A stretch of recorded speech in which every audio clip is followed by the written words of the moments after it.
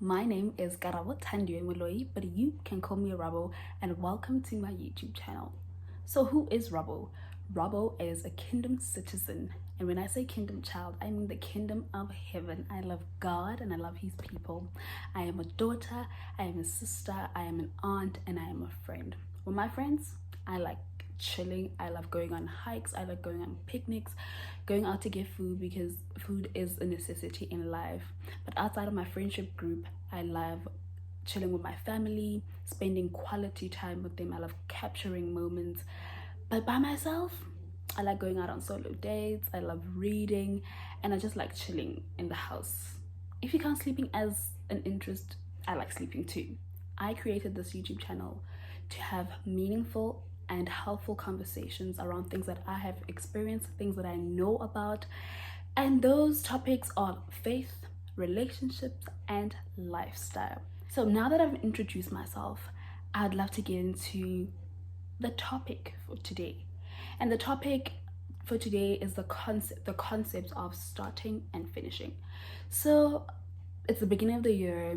You probably are full of people saying start well, do this, New Year's resolutions, and all of that. But for me, I took it back to the Bible and I wanted to find out or read more about this whole notion of starting and finishing well. So I went to Genesis and I saw creation and how perfect that was. God literally created everything that you know in 6 days, and he rested and he finished well. But after that, the enemy came in and he ruined the plan. But because God is a restorer and a redeemer, he redeemed himself through Jesus Christ, who had crushed the serpent's head, which is the enemy. So I was like, oh, okay, starting is a very important thing because he had a vision in mind and he always went back to that vision, right? And I realized that starting was an important aspect of our lives because it influences how the whole thing pans out. Because when you start, you have to have a vision, and your vision is your why. So when something comes in the way and it hampers whatever it is that you have started, you can always go back and redeem yourself and restore the things that you've already started. So I was like, okay, cool. God is all perfect. He's sovereign. Like, he is the deal. Let's look at someone in the Bible, but who is not as perfect, and how the whole concept of starting and finishing plays out in their lives. And I go down a few books just after Genesis and I go to Exodus and I meet there Moses. Moses is this man of God. He's a Hebrew man of God, Israelite, and his life starts in turmoil because Pharaoh in Egypt, the children of Israel are in slavery, right? And at that time, Pharaoh's like, you know what? Kill these kids. Pharaoh, you killing them, son. So the boys under the age of 2 are being killed.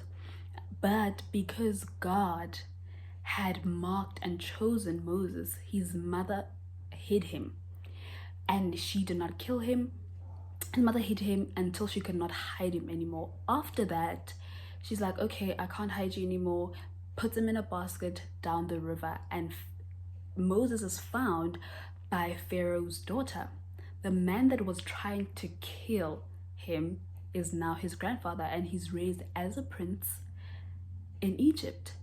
But because God had chosen him, because of all the cries the children of Israel have cried out to God, he was chosen to be the one that takes the children of Israel out of Egypt. And he does this. But for him to do this, he has to go back to Pharaoh. And so Moses, one day, after a very tumultuous time in his life, he had killed someone and he ran away. But now God appears to him through a burning bush. And he calls out to him and he says, Moses, Moses. And Moses says, here I am. And there God tells him that, look, you need to go to Egypt and tell Pharaoh to let my people go. And Moses, like anyone that is called to a huge task, tells God how inadequate he is. But God is like, chill, bro, I got you. And Moses goes on to do this daunting task. He goes to Pharaoh and he tells Pharaoh that God, the God of Israel, the only God, says, let his children go. And Pharaoh does not. And Moses has this back and forth with Pharaoh while having conversations with God. But ultimately, Moses leads the children of Israel out of Egypt, not just themselves. He leads them out with gold and all kinds of treasures after 400 years of slavery. And he goes on to be their leader in the wilderness. And he goes on to do great things for God. And the people of Israel see God's glory in Moses, and he shows God's glory. And I was just like, oh my goodness. So not only is starting important, but the consistency throughout your journey. And I was like, okay, cool. I see Moses. I see God, and these are people that I honestly look up to. When I read the Bible, I want to have the relationship that Moses had with God, where he just speaks to God, right? And whatever it is that Moses said in God's name, God would do. And I was like, that is so admirable. But because I'm a visual person, I sought out this concept in something that I watch, which is F1. The final F1 race was the most controversial race, the ending rather, in the history of F1. Lewis Hamilton and Max Verstappen go into this race with the exact number of points. And after all of that, they go into this race with the exact number of points, and Max has a rocky start.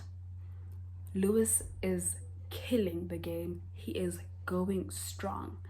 But because, just like life, there are crashes and bumps and things slow down, and virtual safety cars and safety cars come out.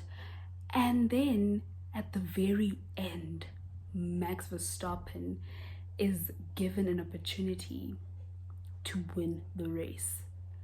The rules are changed and Max Verstappen takes it. And I was just like, okay, cool. So starting is important. Consistency throughout the game is also important. But also, now I realize that starting does not always define how you finish. And I was like, okay, cool. Now this is something mind-blowing. And I reflected back on my life and I realized that I also have a story about starting and finishing. So I'm a final year law student at the University of the Western Cape. And before I was at the University of the Western Cape, I was a student at the University of Botswana. I went there in 2017 after finishing my matric, and I did a semester of law. It was a time where I was happy. I was happy to be where I wanted to be because I had planned to be there. It was everything that I wanted and more. But that little voice, a lot of people call it the gut, I call it Holy Spirit, because it is God within me that was speaking to me and saying, you are not supposed to be here. And I was just like, but God, this was my plan. But God was like, no, this was not my plan.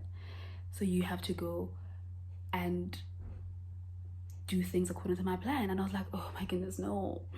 So because of that, I consulted my mentors, I consulted my lecturer, my dean, my family. And it came to a point where I was like, I actually have to leave. And as I was leaving, people are asking me, what is your plan? I was like, oof, plan. So, because I've always wanted to go to Cape Town, and I thought life would work out the way I wanted it to, because look, I'm in Botswana. Okay, so everything that I want, I'll get. So I told people, no, I'm going to UCT and I'm going to pursue my law degree there. That was a statement said in crazy faith. If you watch Transformation Church, you know what I'm talking about. But also, it was a faith statement, but when it didn't happen, it then became like a lie because I also didn't consult God about that. So I told people I'm going to UCT, and that's what I had told people. So I applied to UCT and I didn't get accepted. I got rejected, and I was so distraught. I could not face people. The people that I had told were now checking up on me. How are you doing? Are you okay? Are you adjusting? And I'm just like, oh yeah, I'm adjusting. I'm at UCT. Cape Town is good, but I'm in Gauteng. I'm at home. I know nothing about UCT. So 2018 was a very tough year for me. I had to face myself. I had to reflect, and I had to ask God, I see that life is not always what I think it would be. So please help me. And in that year, I applied to many different universities, but I was accepted by University of the Western Cape. 2019 comes and I am there. Because I'm just like, okay, God has answered a prayer. I'm in Cape Town and I'm going to do this. I'm not at UCT, but I'm in Cape Town. And I had left God in that situation where I was like, please help me out. Because for me, God was the man upstairs that I consulted when I had serious problems and I needed a miracle. And he had done that. And I thought, okay, you've given me this miracle, so let me go through with my life. I'll see you when I need another miracle. That was not a wise decision. Got into Varsity, and the first few months were great, but I got into a relationship that I was not supposed to be in with a person that was not a bad person, but not the person for me. Our values did not align, our interests did not align. We were not on the same mission. And you know, when you have two different belief systems and values, one is going to want to compromise, or one is going to want to pull the other into another's way of thinking. And I was the one being pulled. But God being God, he was like, no, come back. Got out of that relationship. And this is all in my first year. Got out of that relationship and got into another one. And all of this is happening. I'm not consulting God. I'm going to church, but my relationship with God is still, I see you on Sunday and when I have problems, and that's that. And it was a roller coaster ride, and I was just going through highs and lows where I'm like, oh God, I'm living in your promise, I'm living in an answered prayer, but the other parts of my life are just not going okay. 2019 ends and I'm grateful to be home. I'm grateful to be out of those relationships that I was not supposed to be in. 2020 happens and I'm just like, no, this is the year I'm dedicating to God. I'm going to get closer to God, because what happened last year, I don't need a repeat of that. And then one day when we have what we call cell groups at church, so it's like smaller gathering between believers where you share on the word that was shared on Sunday, and you just really just talk. It's a form of having community in the community of the church.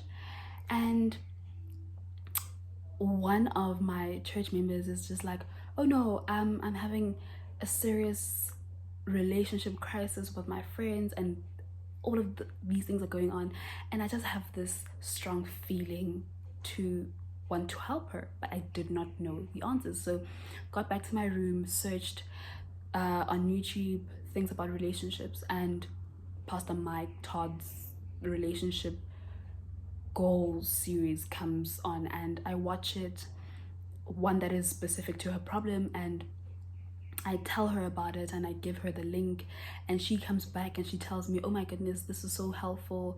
I was able to solve the problem, but you should watch the other sermons. And I was like, okay, cool. And that's how I started watching sermons other than my church's sermons online. And I was brought in and I got vision, and I was told about we were told about the word of the year and all of that, and I was like, oh, this is amazing. I'm getting closer to Christ. So in that year, my friends that I was living with in the first year, we are now separated because we now live in different residences. And I'm like, Lord, I need friends, and I need friends that know you and that love you. And the year goes by and March happens and pandemic. Come back home and it was so hard.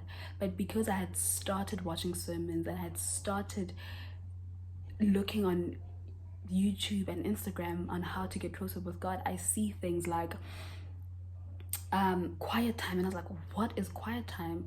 And I see people journaling and writing, and I was like, oh, okay, this is something I can do. And I get into having a quiet time. My quiet time was in the morning, and it I don't know how to say it, but like my relationship with Christ grew in 2020.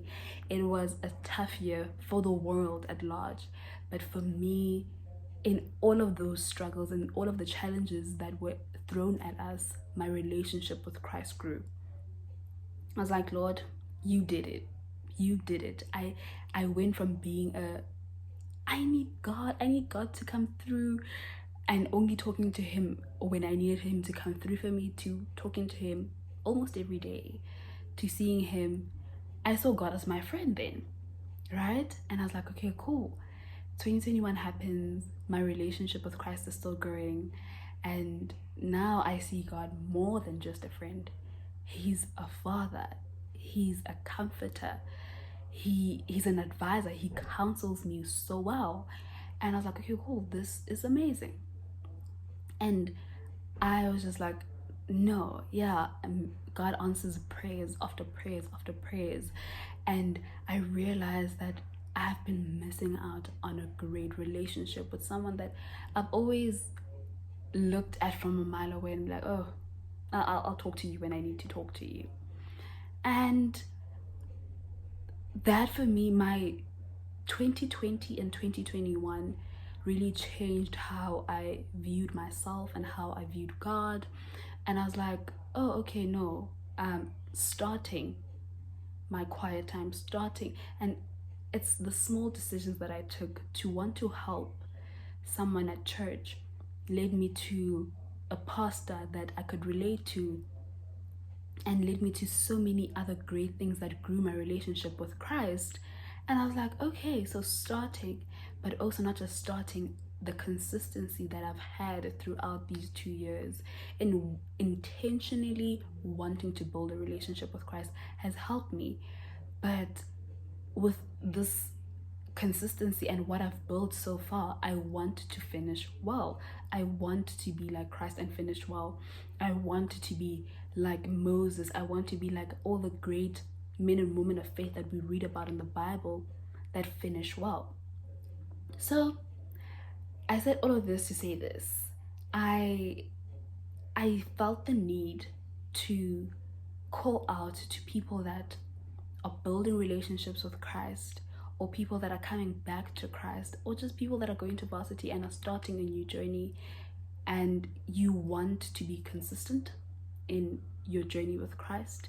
You want to know Christ and God and the three persons of God, which is God the Father, God the Son, and God the Holy Spirit. You want to have a closer relationship with them, and you want to always hear them, because I think with what has happened with me the past 2 years, I've gone from not saying, oh, my gut is telling me this here and now, or sometimes I just make really bad decisions, to I hear Holy Spirit, because I'm so intentional with my time with him, right? So I wrote down a few tips about just starting your relationship with God as a varsity student, and other things as well, because you're going to go to varsity, you need to have your relationship with God like on lockdown, but also you need to have other things on lockdown as well. So the first thing is prayer. Prayer, like Transformation Church says, that prayer is our secret source, it's our weapon. Prayer is your weapon. So pray, seek God before you go onto a plane or a bus or a taxi or whatever it is to go to that institution. Pray, seek God, seek God's counsel. Ask God, Lord, what is the word for the year? What is the word that you want to be the theme for the year? What do you want me to do? Transformation Church's phrase of the year is "Here is holy." So it's consecration all through, that at this very moment where I am, here is holy, you are here with me, this moment is set apart, right? So seek God for a word, a phrase, or whatever it is that He is going to tell you about your year and how you're supposed to dedicate that year to Him. And pray for your friends. Pray for your friends. Pray that God aligns you with people that are on the same path as you, people that will grow you, people that will love you the way you need to be loved, people that are going to enrich your life and not people that are going to take value out of your life. Secondly, time management. You're going to want to do a lot of things. So manage your time wisely. Be intentional and set aside time for God. You set aside time for your schoolwork. You set aside time for your friendships and your family members. You need to be well-rounded, but you also need to prioritize. So time management is very important. Hard work.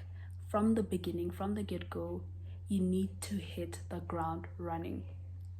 Don't say, oh, this is my first year, or whatever the case may be, and I'm gonna chill. No, there's no time for chilling. You need to be hard at work. There's all kinds of videos on YouTube on how to study smart and not study hard, but find something that works for you and work hard to attain the goals that you have for yourself. I said this already, but be intentional, and especially about the time that you spend with God, but also intentionality as a concept. Be intentional about the time that you spend with your friends. Are you being enriched in that moment? Be intentional where you spend your time. Don't just give your time away to people that don't even need it. Even you don't spend most of the afternoon watching Netflix. There are days like that where you want to binge, but that can't be your norm. The other important thing is, don't think everything is definite. It is bound to change, and you are bound to change. You are not the same person that you were in grade 1 or in grade 9. You're certainly not going to be the same person that you were in grade 12. You're going to change. You are in a new space. You need to understand yourself in the new space. So don't think everything is set in stone. You are bound to grow. Open yourself up to change and growth. And the last thing is this is a tip that I needed because I went to do 2 different schools and things were done differently. So depending on the university that you go to, and depending whether you're going to stay in res or not, the people that have stayed in res, because I can only speak from my experience in res, please be prepared.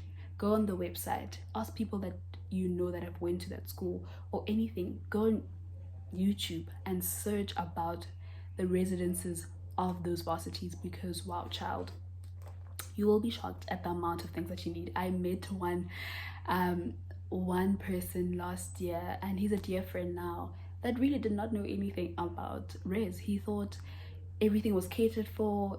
It was kind of like boarding school, but it wasn't. It really wasn't. So yeah, so things that you'll need: you're going to need bedding, crockery, cutlery, a fridge, a kettle, an iron, a microwave, and also depending on how the facilities at your school works, a 2-plate stove, And please, when buying these items, buy good quality items. In first year, I made a mistake of buying the worst pots. I think you guys have seen it. If you're on social media, you've seen these pots making the rounds. Please don't buy these pots. I'm gonna find a picture and put it right here. Don't buy these pots. Buy good quality items so they can last you throughout the duration of your degree. The other thing, I think this is more of a girl problem more than a guy problem, but I think there are guys that really just love doing this as well.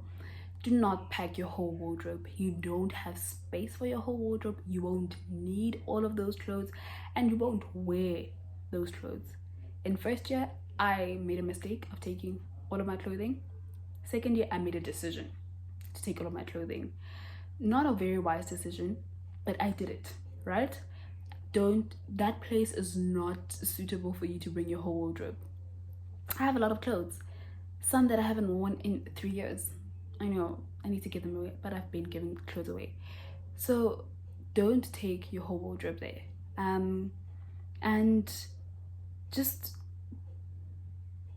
be very mindful of the space that you're in. Like, you're going to be if you're in first year, you're going to be sharing a room with someone, probably. So be mindful of the space. Pray for a roommate, a good roommate. And yeah, you're going to go through a lot of change. Be open to that change. I think above anything else, you're going on a new journey. You're going to be starting something that you've never ever encountered before. You're going to be meeting people from different walks of life, forming friendships, forming relationships.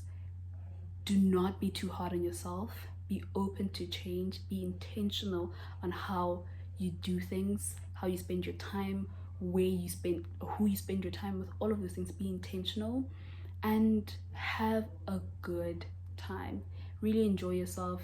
This moment only lasts for so long, so really enjoy your time. And yeah, that's it for the video. Thank you for watching my video. Please don't forget to like, to comment, to subscribe, and share the video so other people that you know that might find this information helpful can watch it and learn from it. So that's it from me, and see you in the next installment.